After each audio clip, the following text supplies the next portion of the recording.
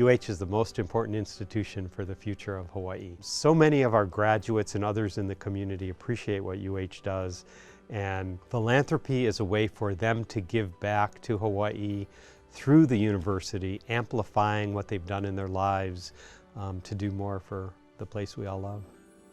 I started in January of 1975.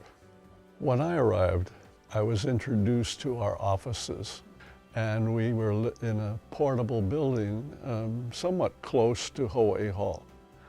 My first day, I walked in and I was sitting in the back of this large room.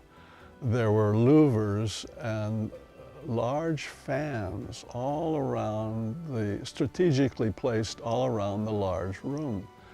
And they turned the fans on when it warmed up. And the paper started to blow, but they didn't blow very far because there were rocks. There were these piles of rocks with all these papers on them. And I said, oh my God, what have I got myself into? I called asking for an interview. That was in May of 1977. And they called me in. I went in for the interview, and the next day I was hired. We started as a 5-person office. So we had one office with 4 people in, then a separate office for the donor records. It was just a little cubby hole. When you walk into an office, oh, okay, five people, small office, you really don't envision how it's going to be, like 38 years later. It was in the early 80s, or no, late 80s, that we started our photothon. And so we didn't have the calling center that we had today, but we had students and they would come after hours. So they used our desks to call alumni and donors, and that's how it started back in, I think, late 80s. I distinctly remember the day I got involved because Man Kwong Ao, who was sort of Mr. University of Hawaii, had come to see me, said that the foundation had kind of been languishing for a few years and he wanted to get it restarted, and asked me if I would get involved. When we started, we wanted to find a way to kickstart it, and one of the ideas came up with at the time was to start a President's Club. It was a very modest effort in those days. I can't recall exactly, but it was like 10 or 20 people that we would ask to give $1,000 a year for 10 years, $10,000 gift. And every year after that, it started to grow, and it became an in kind of thing. If you really believed in your university, you wanted to be part of the President's Club. And I'm pretty proud of that effort, and it's grown quite a bit over the years.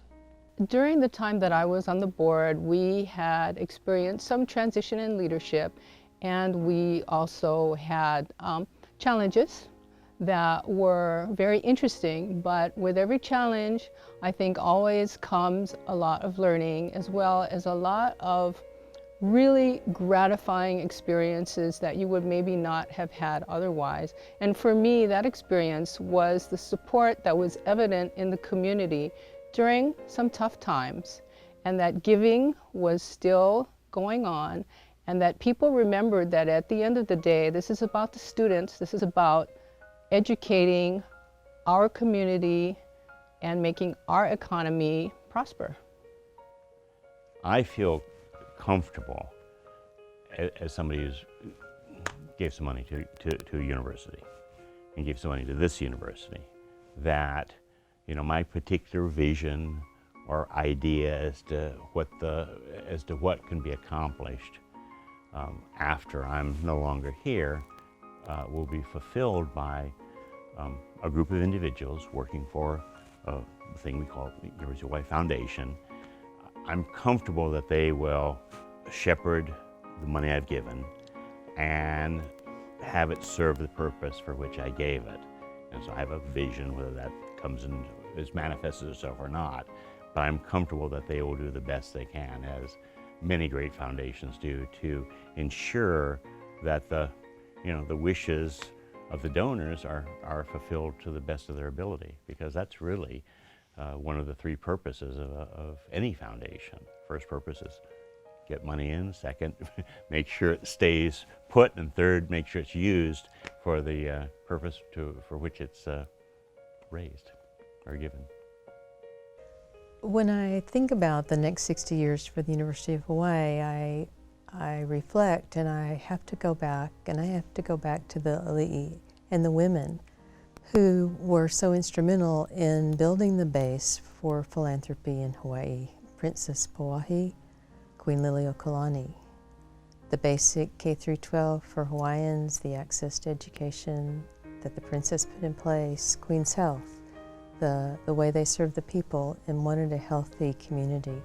So I think the UH Foundation, that legacy and that future is about how the foundation will provide that for public higher ed. I think that's a great way to think and look about the future. So as we look back and we look at what those organizations are today and how they serve the community, if the foundation can also serve the university and serve the community in the same way, that's the future we all want.